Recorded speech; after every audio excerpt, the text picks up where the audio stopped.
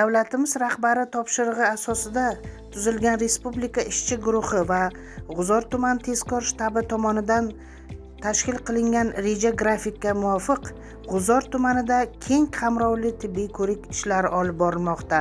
Mahallalarda uyma-uy yurish orqali aholi sog'ligi bilan bog'liq muammolar aniqlanib, joyida zarur tavsiyalar va ko'rsatmalar berilmoqda.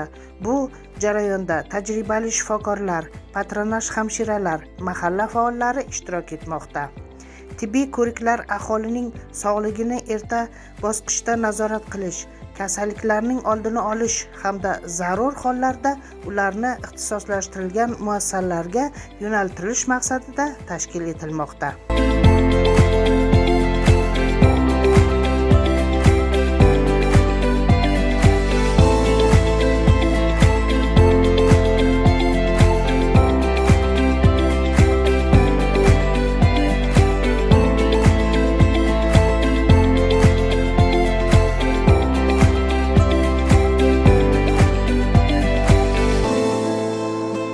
Men G'uzor tuman tibbiyot birlashmasi boshlig'i Bo'riyev Oybek.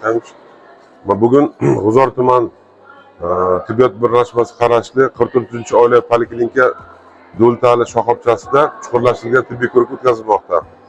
Bunda maqsad aholini 7 xil turdagi skrin tekshiruvlarini amalga oshirish.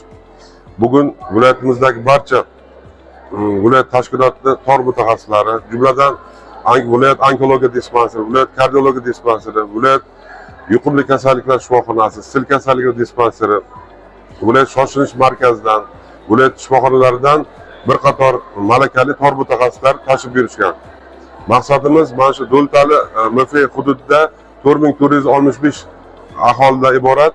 Buni biz 1-chi, 2-chi, 3-chi, 4-chi guruhga bo'lganmiz. Mana shu aholini 3-chi, 4-chi xavf guruhida 215 ta aholi tashkil qiladi.